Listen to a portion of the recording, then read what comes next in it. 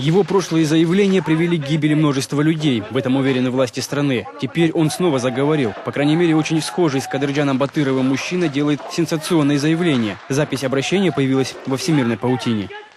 А наше время, время честных и ответственных людей, какой бы ни была их национальность и политические взгляды, обязательно настанет.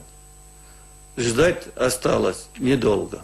Чего ждать? Новых столкновений или еще чего хуже, не уточняется. Человек этот способен на все, говорят его оппоненты. Он, конечно, что Кыргызстан исчезли с земли.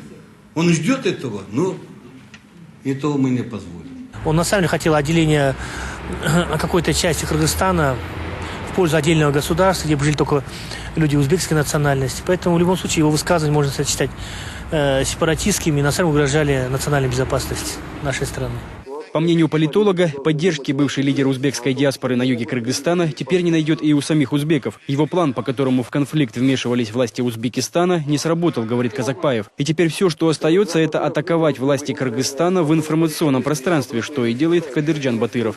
Главным препятствием к моему возвращению все еще являются некоторые облеченные власти лица, которые видят устойчивость своего положения только в нагнетании политического, этнического и межрегионального противостояния.